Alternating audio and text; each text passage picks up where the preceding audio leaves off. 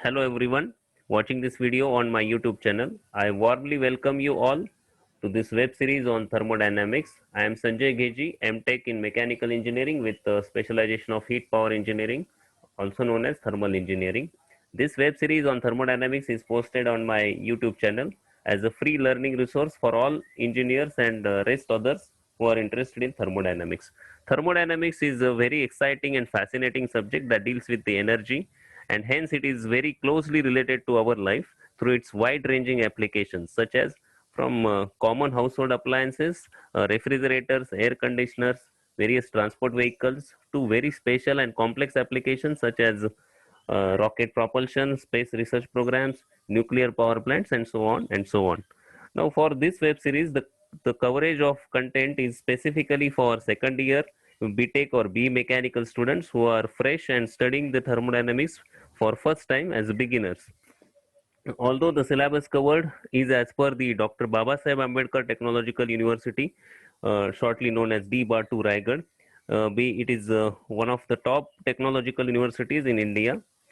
Still, this coverage will be widely applicable for all other universities having this subject, because thermodynamics being a very fundamental science, its syllabus contents are more or less remain the same, with very few changes or deviations.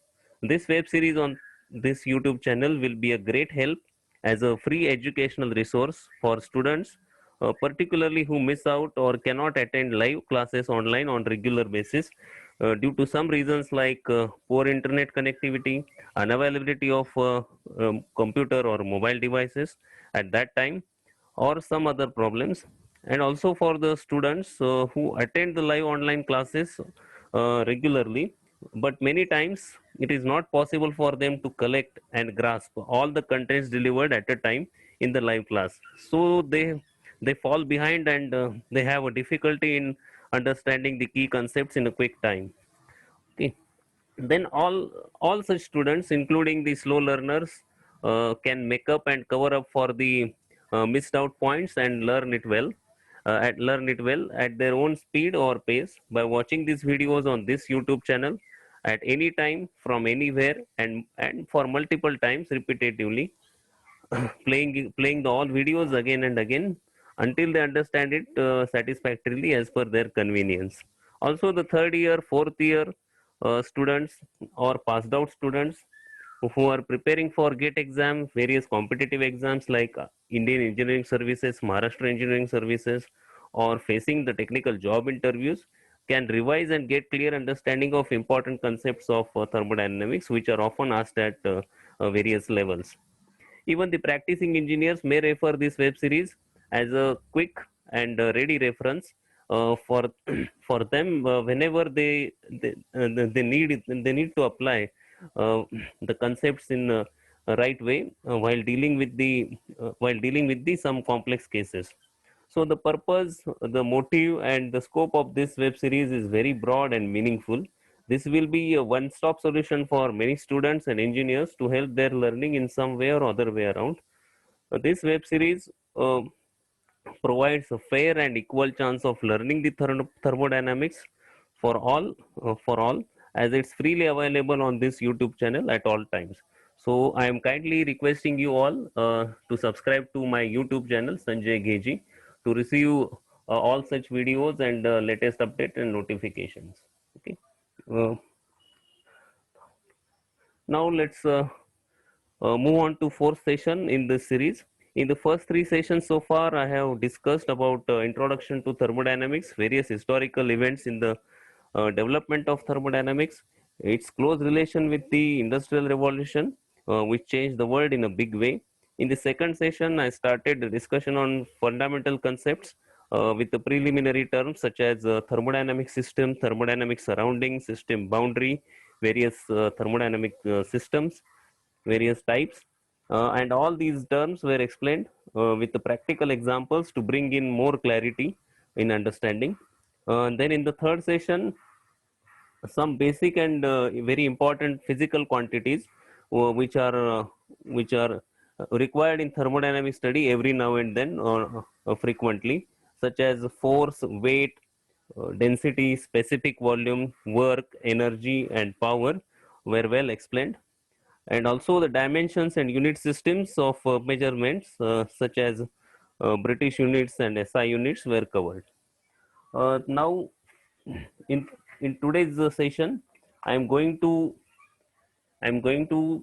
discuss two very important physical quantities. Those are pressure and temperature. In continuation with the topic of fundamental concepts, pressure and temperature are of a great significance in thermodynamics, because all the thermal systems such as boilers, turbines, compressors, IC engines, refrigerators, air conditioners, etc., involves some specification of operating pressure and temperature for efficient, safe, and reliable performance. Therefore, a clear understanding of these parameters is a primary requirement to deal with various thermal engineering systems in practice. Pressure and temperature, as we have already seen, that these are two intensive thermodynamic properties. That is, these are independent of mass or size of a system. Uh, and one more speciality of these two parameters is they are directly measurable properties with the help of some instruments or measuring devices. Okay. So this is going to be the outline of this session. We will cover the pressure definition. We'll see the units of pressure measurement, cover the concept of atmospheric pressure and atmosphere, various pressure measuring devices. Then we'll start the temperature with its definition, the zeroth law of thermodynamics, which is associated to temperature. Then thermometric properties and thermometers, which are required in measurement and specification.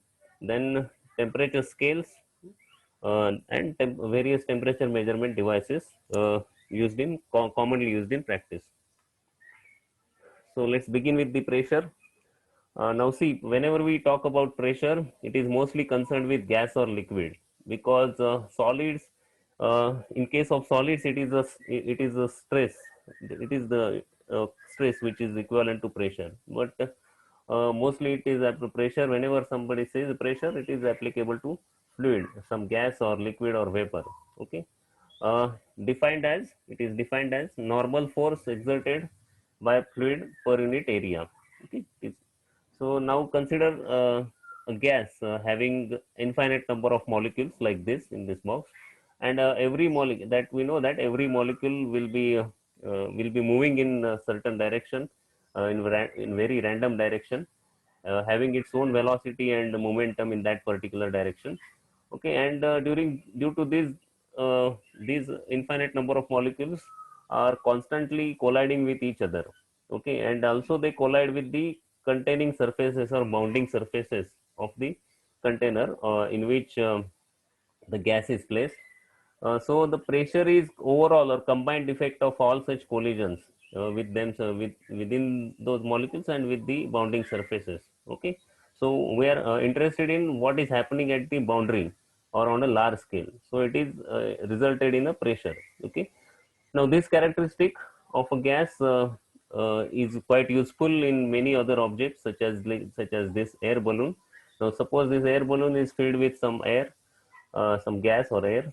So inside, it can maintain its shape due to pressure. Because of pressure, such molecules are creating pressure force from inside, which is balancing the atmospheric pressure which is acting from outside, and thereby the shape is maintained. Okay.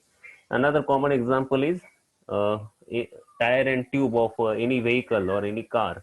Okay. It is charged with some gas or air through this charging port with to some high pressure. Okay.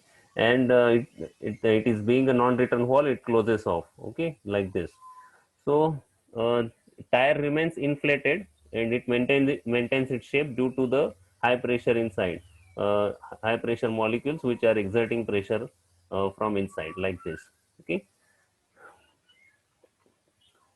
Then let us see the SI units of pressure. Pressure is defined as force upon area. So SI units of force is Newton, area is measures meter square. So Newton per meter square will be SI unit. This SI unit is named as Pascal.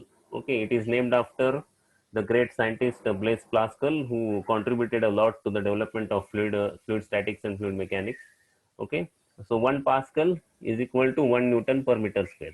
Okay, whatever the pressure values we encounter in practice are very large, are very great. Okay, as compared to this Pascal unit. So Pascal is very small unit.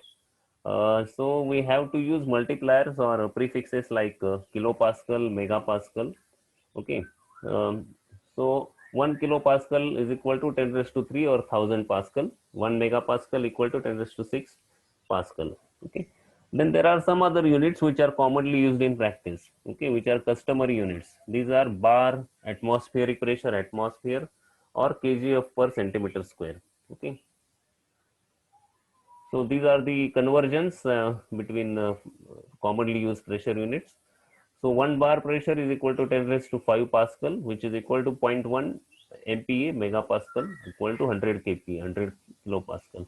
Okay, normally 1 bar pressure is pressure of atmosphere or atmospheric pressure. Again, 1 atmosphere pressure is also equal to 101,325 Pascal, which is equal to this 101.325 kilopascal or 1.01325 bars. Okay, another unit 1 kgf per centimeter square.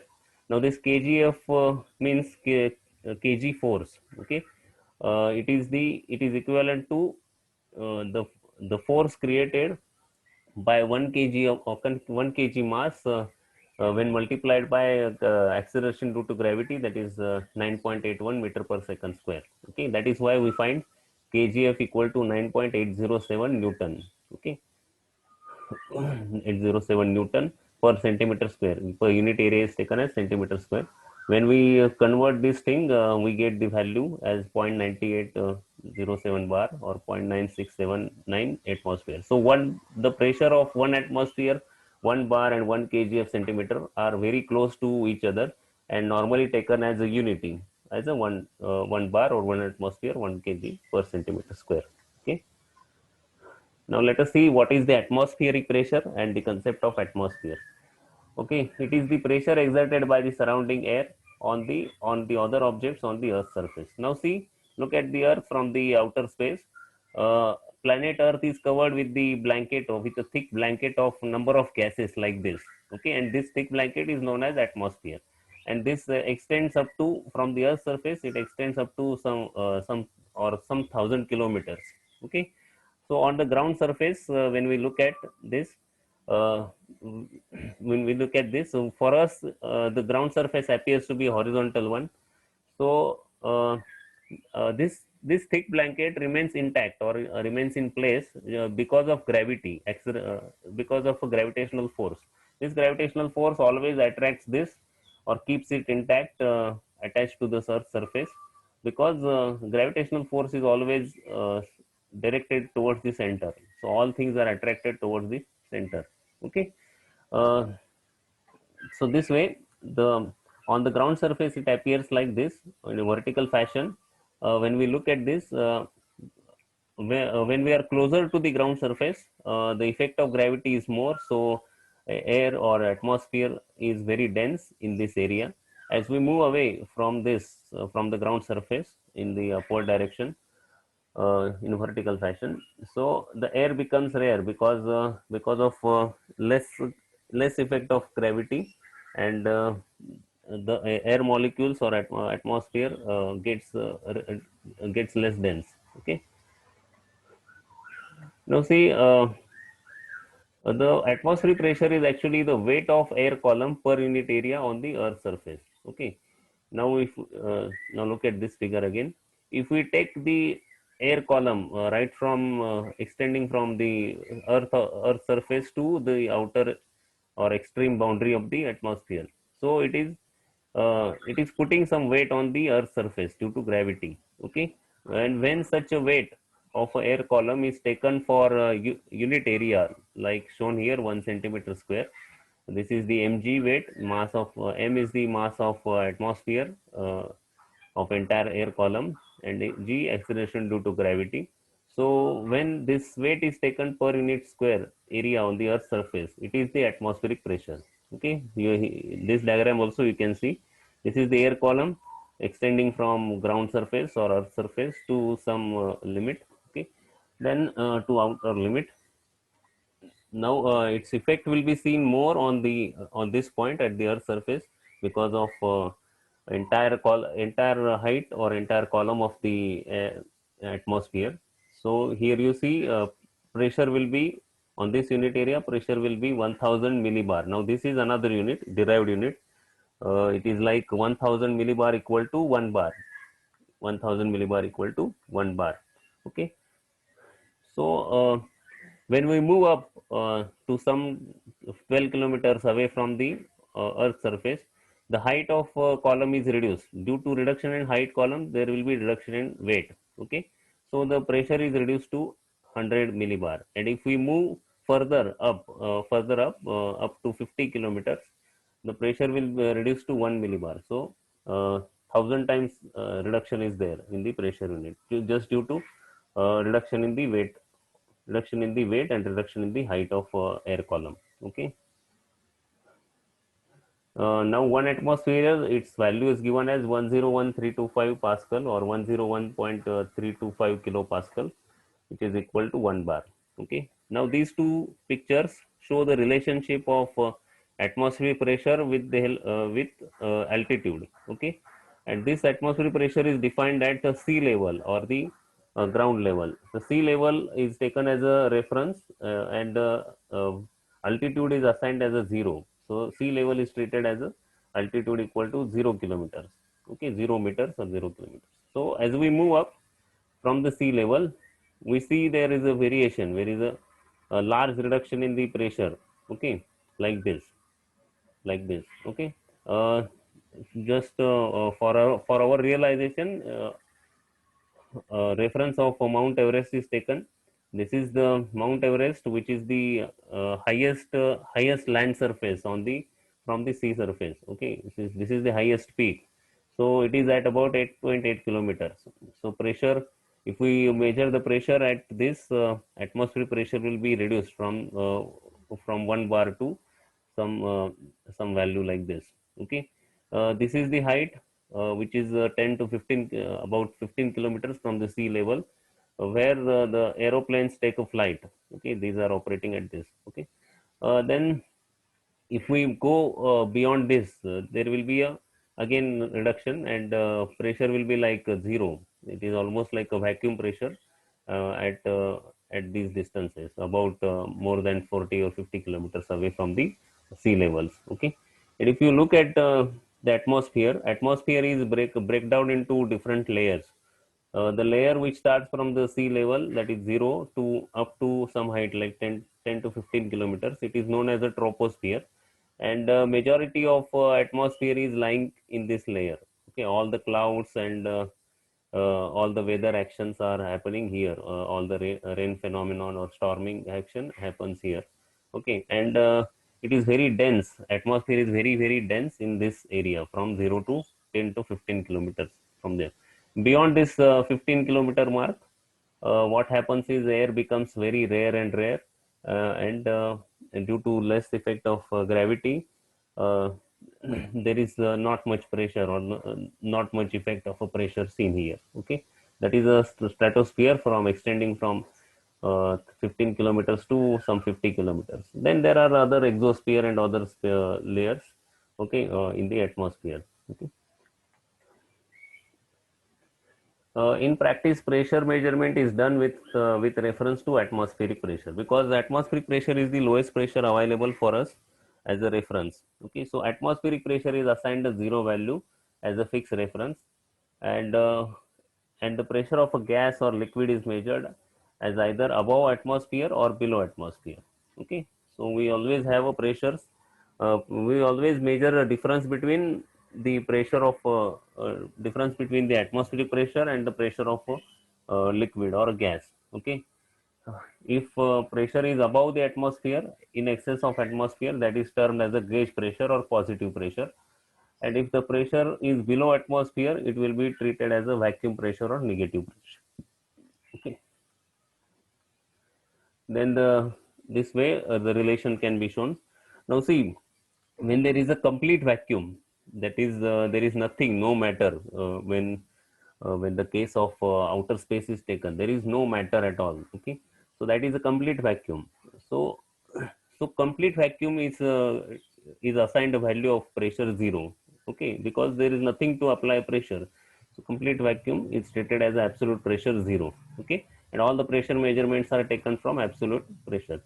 The atmospheric pressure having this value, we have seen this atmospheric pressure value 101,325 Pascal. This value is measured from absolute vacuum. This value is measured from absolute pressure as a 0. Okay. Now, for our pressure measurement, what we do is this pressure, atmospheric pressure of having one bar is turned to 0.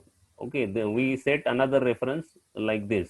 Uh, Instead of absolute vacuum or absolute pressure, we take another reference as a atmospheric pressure, and we put it as a 0. Okay, and all pressure measurements we do from this reference with relation to this. So the pressures which are measured in practice are relative pressures, not the absolute pressures. Okay, so pressure, so starting as a 0 from this point, pressure in excess of atmosphere is termed as a gauge pressure, which is a positive pressure. Pressure which is below the atmospheric pressure, like this, it will be termed as a vacuum pressure or negative pressure. Okay. Then we have to use these relationships to find out the respective pressures. Uh, so the gauge pressure, that is positive pressure, will be equal to absolute pressure minus atmospheric pressure, or in reverse you can say uh, absolute pressure equal to gauge pressure plus atmospheric pressure. Okay. Then for a vacuum pressure, we can write it as vacuum pressure equal to atmospheric pressure minus absolute pressure, because absolute pressure is going to be less than atmospheric pressure. So this will be taken like this. Okay. Then let us look at some pressure measuring devices which are commonly used in practice. This is a quite common picture for you. This Borden gauge, it is commonly used mechanical device for pressure measurement. Such gauges you see at many uh, at various locations, such as the air filling station. Okay, whenever you want to check the air of the tire, a gauge is used like this. Okay, so one point is connected to this to the tire, and its reading is taken on this dial. Okay, this indicates the pressure inside the tire.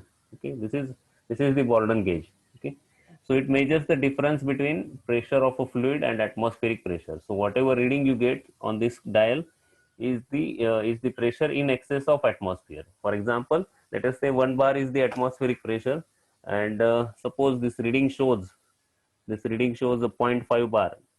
Okay, so that zero point 0.5 bar means it is in excess of atmospheric pressure. So if the absolute pressure is found out, it will be 1 bar atmosphere plus zero point 0.5 bar gauge pressure. So absolute pressure will be 1.5 bar pressure. Okay.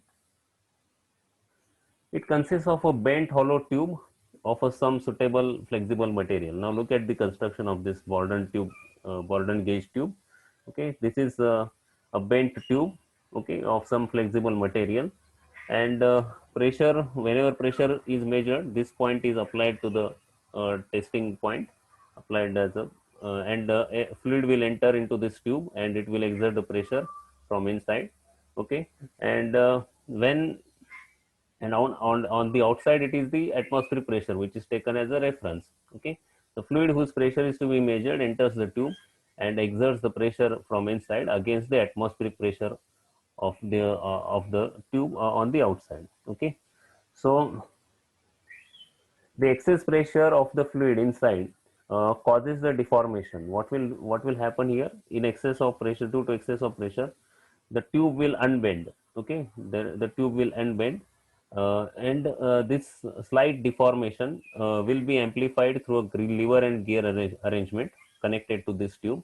Okay, then a pointer and a circular calibrated scale is provided to read the fluid pressure in terms of pointer deflection, which is proportional to the tube deformation caused by pressure. Okay, so this tube will unbend in this direction. Due to this, lever will move in this direction and the pointer will move in this direction. So this pointer will show a deflection on the circular scale. So pointer reads a zero on a scale when fluid pressure inside and atmospheric pressure are both are equal.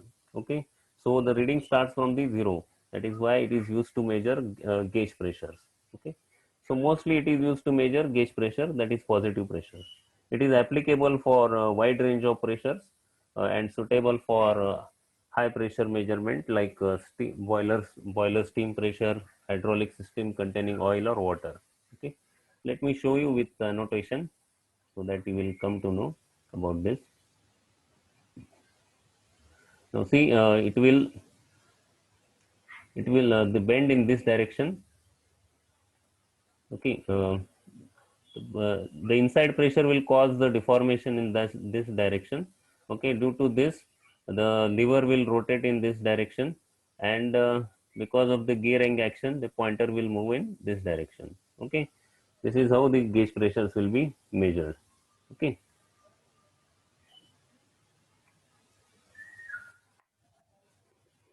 it can also be used to measure negative pressures, that is vacuum pressure. Let me show you this. Um, In case of for vacuum pressures, a pointer will move in opposite direction and scale will be calibrated accordingly. In this case, what will happen? The pressure inside the tube will be less than the atmospheric pressure, so the tube will contract in this direction, in this fashion. Okay, so the lever will operate in this direction, and the pointer will move in this direction. Okay, opposite to gauge pressure. Okay.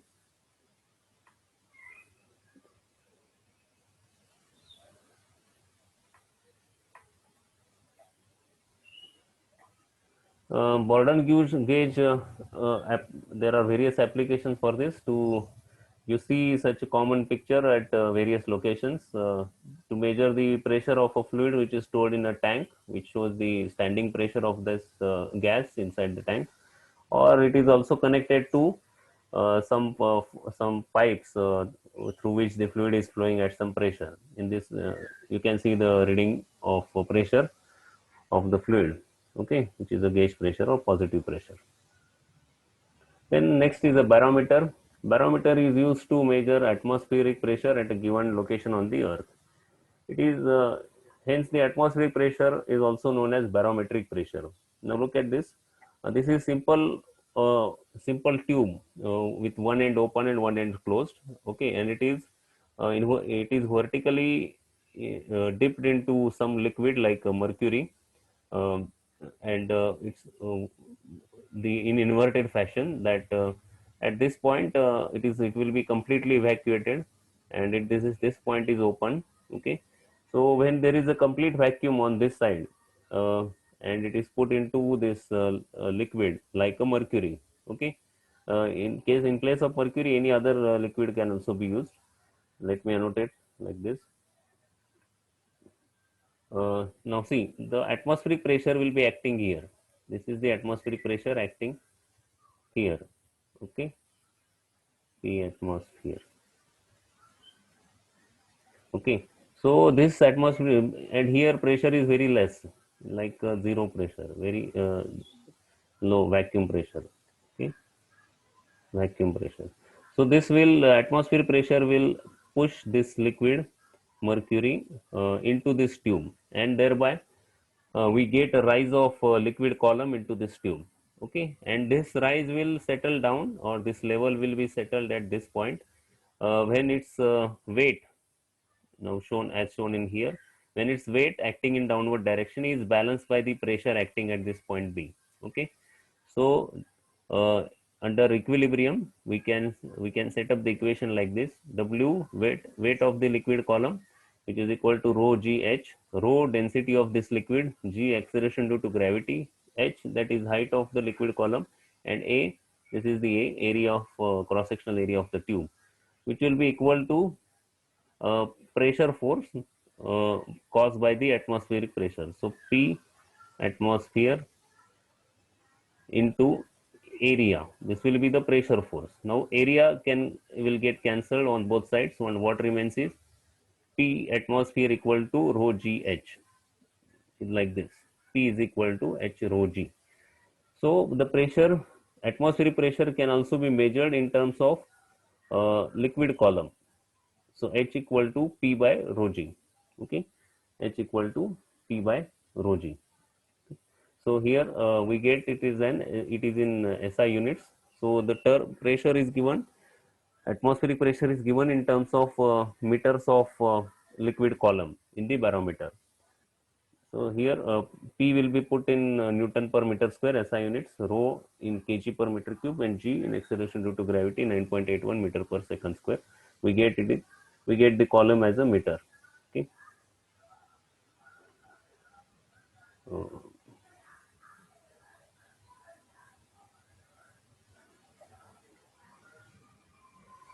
like this. You can understand here from here. Okay, the atmospheric pressure is pushing the mercury like this, and this, if we measure this height of a liquid mercury column, it will stand out as a 760 mm of edge, 760 mm. Okay, that is 76 centimeters. So this column will always stand at 76 centimeters or 760 mm. Okay, so that's why barometric pressure is given in terms of mercury column of 760 mm height.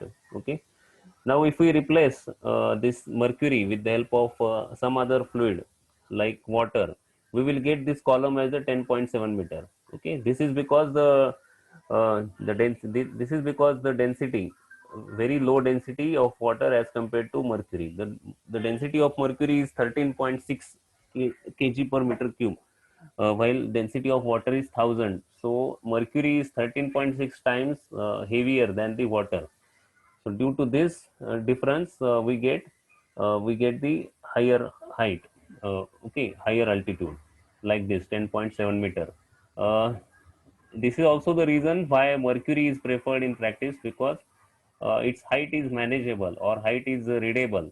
Uh, just imagine 10.7 meter to read this, how many levels or how many floors will be required, or how long ladder will be required, because this is very inconvenient to read 10.7 meter, because we human beings are our heights are limited to like 1.5 to 2 meters at max. Okay, 10.7 meter is very great height. To read this, it is very inconvenient. That is why heavy fluids like mercury are used in pressure measurement. Okay, the next is a YouTube manometer. This is another simple mechanical device. This is simple transparent glass or plastic tube in U shape with both ends open. It contains fluid which is called a manometric fluid, like this. Okay, and it is used for pressure indication. Uh, the pressure is measured in terms of manometric fluid column, like this. Now understand this diagram. This is some gas, and one end of YouTube manometer is connected to this gas to measure the pressure, and it contains this manometric fluid. Again, it will be a mercury. It can be a mercury many times. So this pressure at absolute pressure of a gas can be found out like this: P2 at this point equal to P atmosphere, which is acting on the open end, plus H rho g, that is the pressure equivalent to the liquid column in the manometer. Okay, then YouTube manometer, it is also used to measure the gauge pressure or vacuum pressure. Okay, in through this, through these figures you can understand it. In such cases, its one end is open to atmosphere and other end is connected to pressure vessel or pipe. Now suppose this is one end connected to the gas and one end other end open to atmosphere. In this case, it is the gauge pressure or positive pressure, because the gas inside the cylinder or this vessel is having more pressure than the atmosphere. So this is pushing this liquid manometric fluid uh, more than the atmospheric pressure. So here we get the rise in the liquid column from some reference like this. Okay, when both side pressures are equal, we will get same level or no difference in the two limbs. Okay, so both side level is same. In case of vacuum pressure, the atmospheric pressure will be more as compared to the inside gas pressure, and the atmospheric pressure will push down this manometric fluid more than on this side. So on this side we get the rise of liquid column proportional to the difference between atmospheric pressure and uh, the gas pressure or vacuum pressure. Okay. Then U2 manometer, when it is used to measure the pressure difference between two fluids or the two different points in the same fluid flow, it is called as a differential U2 manometer, like here. So U2 differential manometer can be used to measure difference in pressures of two fluids or 2 points in a fluid flow. Now, so we are having one vessel with liquid A, and another vessel with liquid B or fluid B. Okay, uh, one end connected here and one end connected here. So here we see that level difference is like this from this datum. So this fluid A is pushing more, putting more pressure on this side than the pressure of fluid B. That's why this liquid level of this manometric fluid is come down here, and it has gone up on this side. So it indicates the difference. This height indicates the difference between pressure at A and pressure at B. Okay. So for manometric fluid, uh, various options are available, such as water, mercury, oil, alcohol. Any such fluid can be used as a manometric fluid.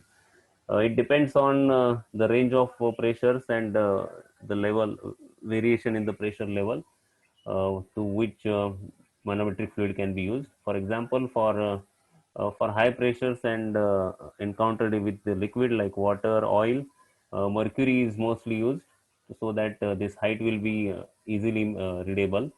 But in case of air pressures, in case of airflow or gas flow where pressures are very low, in such cases water is used as a water or alcohol is used as a manometric fluid, so that it will show the difference to some acceptable level.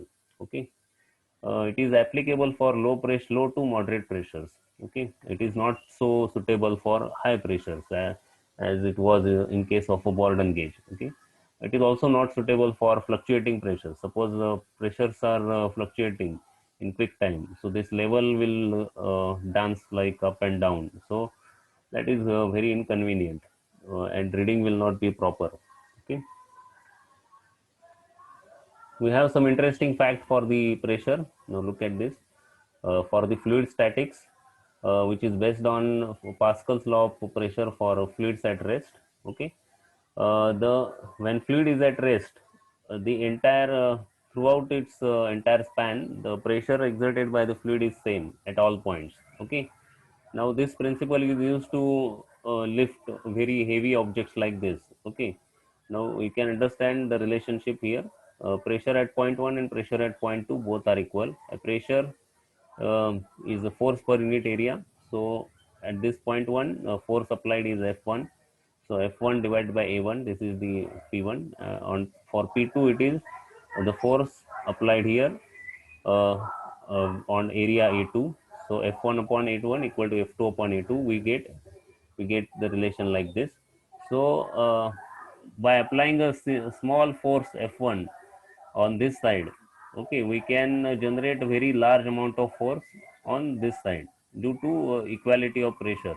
Okay, and very large objects can be lifted up. And so this principle forms the basis for various applications, interesting applications like hydraulic jacks and hydraulic brakes. Okay, by applying small amount of force, heavier objects can be easily lifted up. Now you can see the hydraulic jacks are very common at various garages and auto repair shops. Okay, where now you can see a man is applying very little force with the hand, and he is able to lift up this very large weight of the car. Okay, with the help of this principle. In this figure, you can understand it. A lever and handle is provided here. When handle is pushed down on this side, It creates a pressure at this point and this point are going to be the same pressure. High pressure oil is used. Okay, so when this lever action takes place, this plunger will apply the pressure on this side, and the pressure, same pressure, is transmitted on this point. And being the larger area here, ram can lift up. Okay, so the larger amount of weights can be easily lifted up. Same is the case for hydraulic brakes. When car is moving with a great speed, okay, and we want to stop it or retard it, very large amount of force is required to stop the car against its power. But we are able to do it with the help of pedal. Uh, when we push the pedal of brake pedal with just a little foot force, with the help of hydraulic circuits and amplification of that force, and based on this principle, very large amount of force is created at the brake pads, and we are able to stop the car in some time. Okay, then next concept is temperature.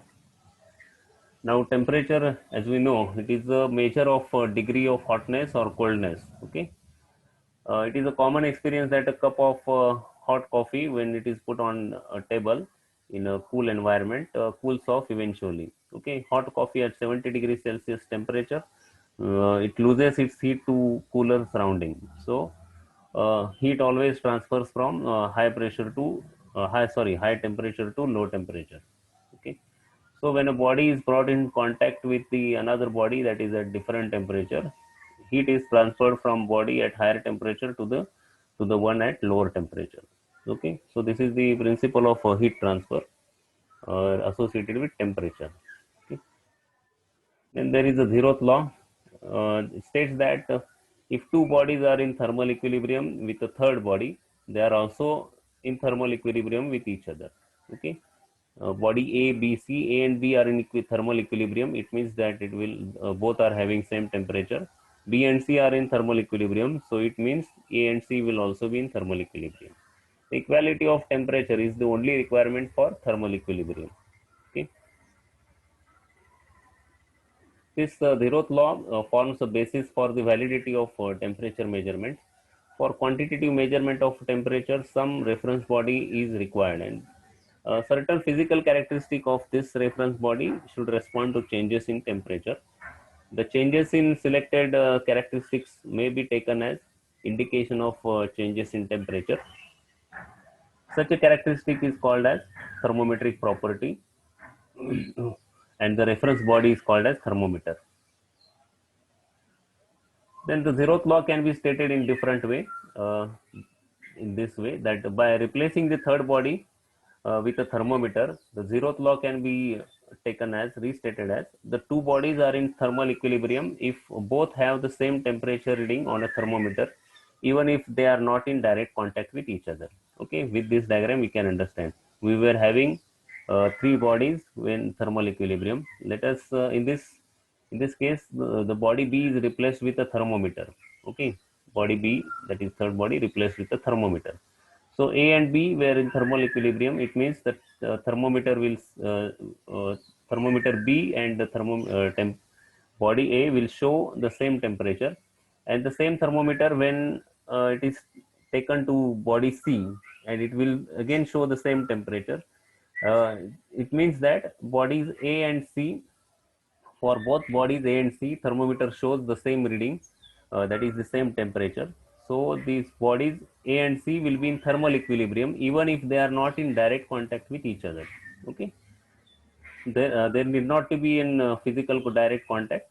Both A and C can be at different places and different times, but if the temperatures measured for them are showing the same value, it means that both will be in thermal equilibrium. It forms the basis for temperature measurement. Okay, we are very familiar with a common thermometer uh, like this, which is shown here, a mercury in glass tube, which consists of a small amount of mercury in an evacuated capillary glass tube. Okay, here you see there is a bulb, a small amount of mercury is put in there, and this is a capillary glass tube, and some markings are provided for reading of the temperature. So when this bulb is applied to some hot body, it will pick up the heat, and due to heat, there will be a thermal expansion and thermal expansion of the mercury, and thereby mercury will expand linearly into this tube space. Okay, so the extension of mercury in the tube with the rise in temperature is used as a thermometric property. Okay, so this thermal expansion, extension of mercury will be used as a thermometric property as an indication of rise in temperature. Similarly, when there is a fall in temperature, the liquid level of mercury will come down. That will be contraction of mercury due to reduction in temperature. Okay. Then there are different kinds of thermometers, each with its own thermometric property as given in this table below. Uh, Various types of thermometers are there using various thermometric properties. First one is a constant volume gas thermometer, which uses pressure as a thermometric property. In this case, a gas is contained in a constant fixed volume container or capsule. So when there is a temperature rise, gas will try to expand, but as the volume is fixed, its pressure will increase. So and the rise in pressure will be indication of rise in temperature. In the same way, when there is a fall in temperature, there will be drop in pressure. Okay, so in case of a constant pressure gas thermometer, thermometric property will be volume of the gas. Okay, when there is a rise in temperature, a volume will expand, so it is allowed to expand so that its pressure remains constant, and the rise in volume with respect to the rise in temperature will be taken as indication of temperature. Okay, then some materials have uh, some electrical parameters such as electrical resistance of an electric conducting wire. There will be the change in resistance with the change in temperature. Some materials show rise in resistance with the rise in temperature, and thereby such electrical parameter can be used to sense the change in temperature. Okay, then there is the thermocouple, another very important application in practice. Uh, the some dissimilar metals are taken together, and when there is a change in temperature of those materials, there will be a proportional development of thermal EMF, electromotive force. Some voltage will be generated in that material, and that will change or the change in voltage will be proportional to change in temperature. Last one is the mercury in glass thermometer. That just we have seen that with the rise in temperature, there is a change in length of a mercury column in the tube that will be taken as an indication for temperature. Now, just a case of interest. Nowadays, we are during this pandemic of COVID-19, we are familiar with this figure. We are okay, everywhere we are watching this thing. Okay, this is known as a thermal gun, a non-contact type thermometer. It works on the infrared principle, infrared radiation principle. So radiations are the thermometric property for this type of temperature measurement. It is being used to scan the visiting people's body temperature. Whenever you visit some public places like government offices, hospitals, shopping malls, or some other places, public places, there will be a security guard or person holding this gun and checking your body temperature from by maintaining the social distancing of 5 to 6 feet. Okay, and still he is able to get your body temperature on his panel just because of radiation principle. Radiations can pass on through air or air gap or even vacuum. Okay, then for a temperature measurement, we need to have some scale. Okay, we need to have we need to assign some values. Okay, temperature scales enable us to use a common basis for temperature measurements. Several scales have been introduced throughout the history.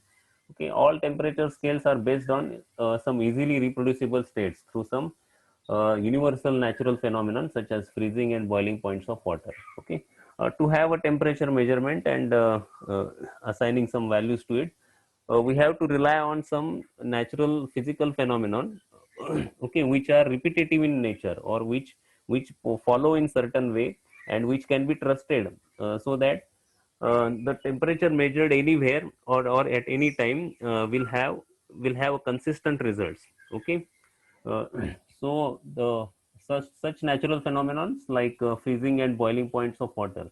Okay, that water is going to freeze down or water will going to boil off under certain conditions, and these processes are taken as a reference. Okay, uh, and this freezing and boiling phenomenon of water will be common or will be consistent at any place across the world, at anywhere, at any time, because these are natural processes. Then easily reproducible states are used as reference points or fixed points to develop the temperature scale. These are typical conditions that are at 1 atmospheric pressure. Freezing temperature of water is taken as ice point, as a low reference, and boiling temperature of water is taken to be a steam point on a high reference, on a high side reference. Then Celsius scale, uh, the reference points or fixed points used to develop Celsius scale are like ice point is assigned a value of 0 degrees Celsius and steam point is assigned a temperature of 100 degrees Celsius, like this. Okay, thermometer like a glass in with mercury in glass tube is taken, and a mixture of ice and water is taken, and it is put into it. Whatever level of mercury shows in this thermometer, that will be marked as a 0 degrees Celsius, and the same thermometer is taken to taken to the boiling water, a mixture of steam and water, where it is put into it. Due to absorption of heat, there will be thermal expansion of mercury, and it will show this level. Okay, this level will be marked as 100 degrees Celsius. This is how the calibration of various temperature measurement devices are carried out. Okay, okay, this point is 0 and this point is 100. Then 100 divisions on a scale are provided. So from 0 to 100, it will be divided into 100 divisions, and these are known as degrees. Okay, in the same way, there is another scale, that is a Fahrenheit scale, which comes from the British system. In this case, the ice point is assigned a 32 degree Fahrenheit value, and steam point is assigned a 212 degree Fahrenheit value. Okay, it is also similar to Celsius scale, only the changes in the values. Okay, here we get 180 divisions on the scale. Okay, in thermodynamics, it is desirable to have a temperature scale that is independent of any substance. Such a temperature scale is called thermodynamic temperature scale. Okay. In SI units, the thermodynamic scale is known as Kelvin scale, designated by King. Okay, and the lowest temperature on Kelvin scale is absolute zero, that is 0 Kelvin. And in this, we do not have any negative temperatures. Okay, in whatever temperatures we use in thermodynamic relations are always in absolute scale or absolute units, that is kelvins. Okay, Kelvin scale is related to Celsius scale like this. Kelvin temperature in Kelvin equal to temperature in degrees Celsius plus 273. We have to add this figure to the degrees Celsius to get it in Kelvin. So freezing temperature of water, which is ice point, 0 degrees Celsius, will be 0 plus 273 Kelvin. Then for boiling temperature, we have steam point as 100 degrees Celsius. So 100 plus 273 will be 373 Kelvin. Okay. So Kelvin is also having 100 divisions on scale. Okay. And the Fahrenheit scale is related to Celsius scale with this conversion factor. Temperature in Fahrenheit equal to 1.8 into temperature in degrees Celsius plus 32.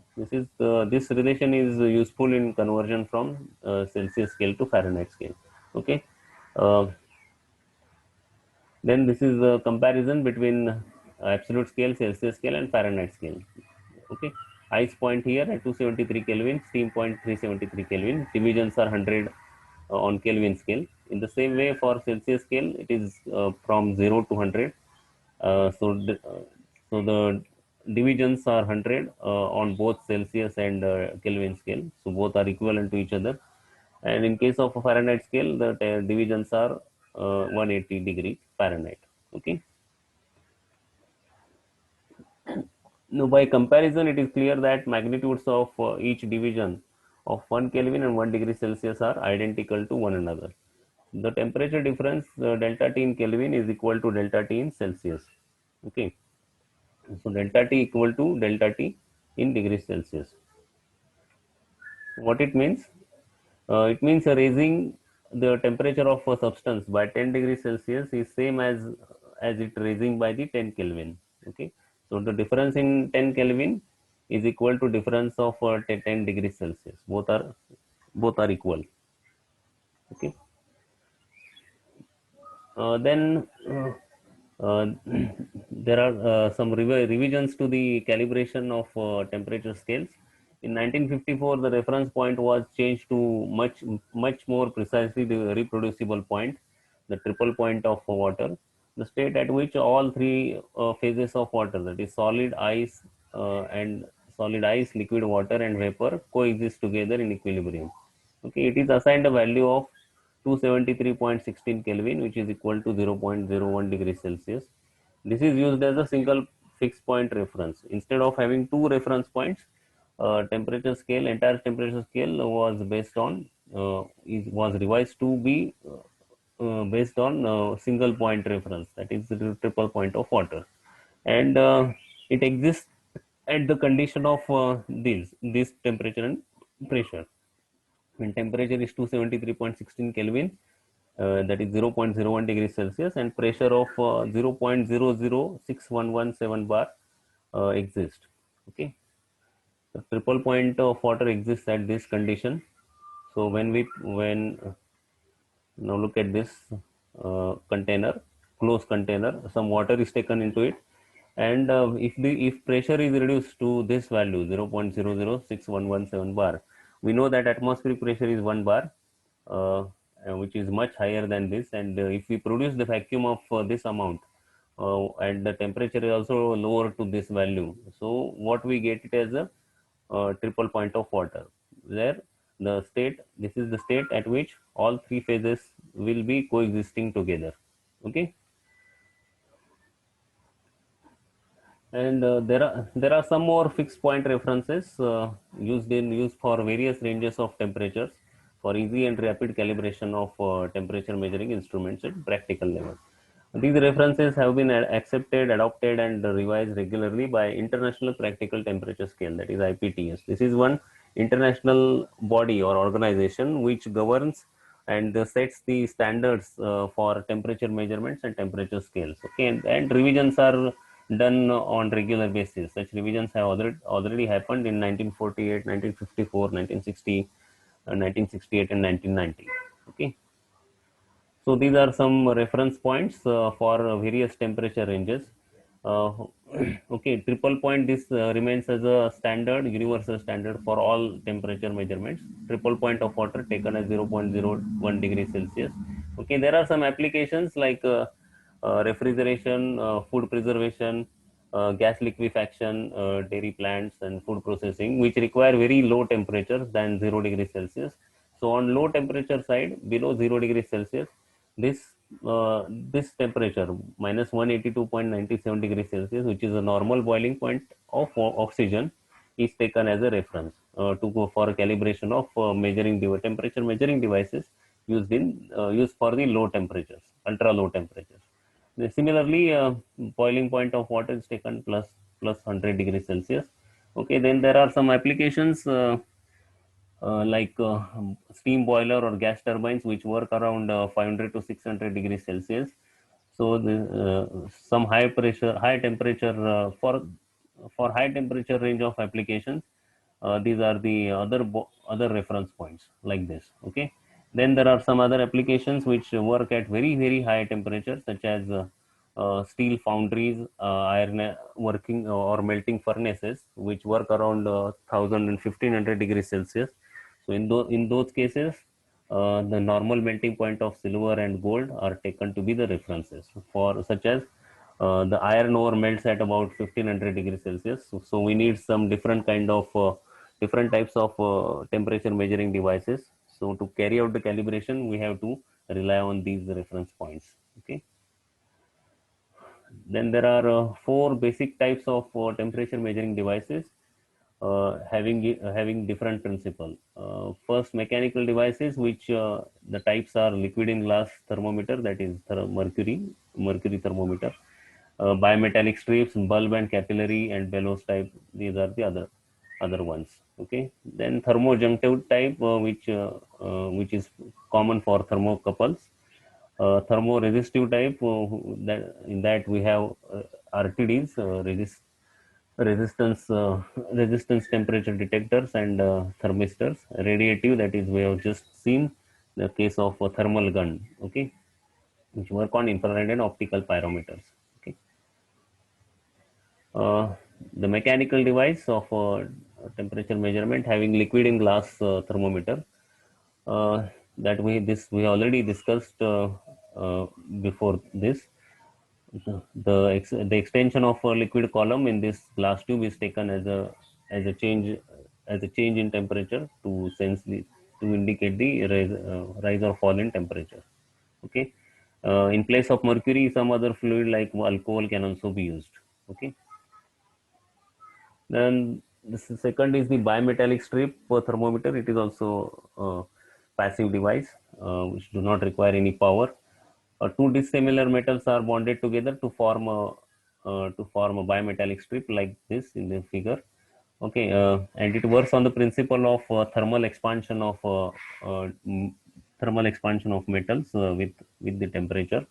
So when this strip is heated at this point, now metal B is having higher thermal coefficient of expansion than the metal A. So due to application of heat, the metal B will expand more than the metal A, and due to this extension will be there will be difference in extension of metal A B to metal A, and this point is being fixed or bonded together. It cannot expand freely. Metal B cannot expand freely or extend freely. So there is a upward deflection. There will be a creation of a tension by the metal B onto the metal A, and there the upward curve is shown. That is, the deflection will occur, and this deflection will be proportional to the rise in temperature. Then it is amplified with the help of some linkages, some mechanical linkages, and applied to pointer, and thereby its temperature will be read. Okay. Then sealed bellows is another type in which some gas or liquid is fed into the bellows, and with change in temperature, there will be change in pressure, and thereby it will be sensed uh, with the remote sensing bulb. Okay. Then bulb and capillary sensor. These are mostly used in ducts and pipes, tanks, various other locations which are remote from the controller. This bulb contains some liquid or gas or refrigerant depending upon the range of temperature and application. Um, so whenever there is a rise in temperature, there will be rise in pressure of this fluid in the bulb, and its movement will be sensed at this point, and it will be indicated on a suitable indicator or dial. Okay. Then a very important temperature measuring device, that is a thermocouple.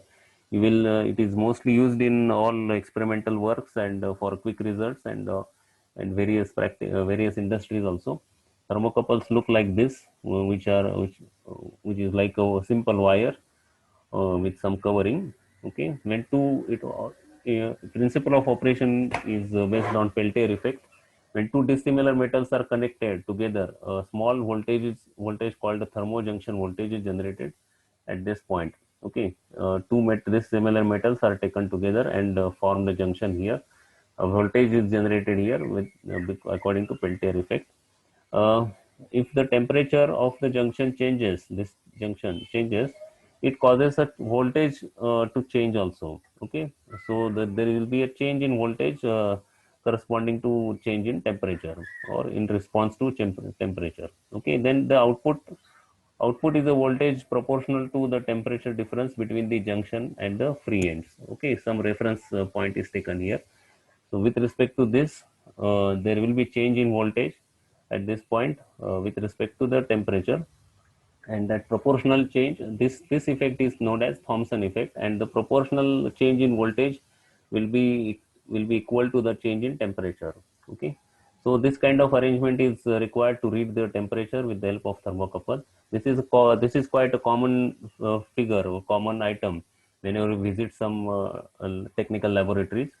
Okay, this is the digital temperature indicator. On the panel, it directly indicates the temperatures in either degree Celsius or degree Fahrenheit or Kelvin scale. Okay, so this is how thermocouple junction is applied. This thermocouple junction is applied to the point of measurement. Now this is a reference junction created here, and connections are taken from this with the help of another thermocouple, and these are applied to digital indicator like this. This digital indicator contains electronic circuit which amplifies the voltage signal received from the thermocouple junction, and it it is effectively changed into electronic parameters, and then it is presented or displayed on the this display. Okay, digital display to indicate the temperature. Okay, then there are various materials which are used as thermocouples: platinum rhodium combination, or chromel, alumel, iron constantan. Most common type is a K type and L type, which are applicable in wide range of temperatures. Okay. Then resistance temperature devices, famously known as RTDs. The electrical resistance of a material changes as its temperature changes. As the name indicates, RTDs rely on resistance change of a metal with the change in temperature. Okay, copper, nickel, and platinum are mostly used as RTD materials. Okay, their resistance, electrical resistance changes with due to change in temperature. Okay, uh, platinum has a linear range in of operation up to 650 degrees Celsius, and copper, nickel have ranges like 120 and 300 degrees Celsius. Okay, so it works on the resistance, electrical resistance principle in response to temperature. This is how it is applied into practice with the help of electrical circuit, and having some resistances and these things, electrical parameters. Okay. So with this, I conclude this discussion on pressure and temperature, which are very important thermodynamic properties and directly measurable parameters. I hope you will understand it quite keenly, and and you will have you enjoyed this thing. Okay, so I would like to request you to subscribe to my YouTube channel, Sanjay Geji. You can contact me on this WhatsApp number or email ID, and uh, please subscribe to the channel to receive all the uh, all the notifications of uploads, latest uploads. And if you like this video, please like it, and you can share it with your friends and family and colleagues, so that so awareness can be spread out about such web series which is available on YouTube freely. Okay, thank you for your attention. Have a nice day ahead. We will see again in the next video, next session. Thank you all.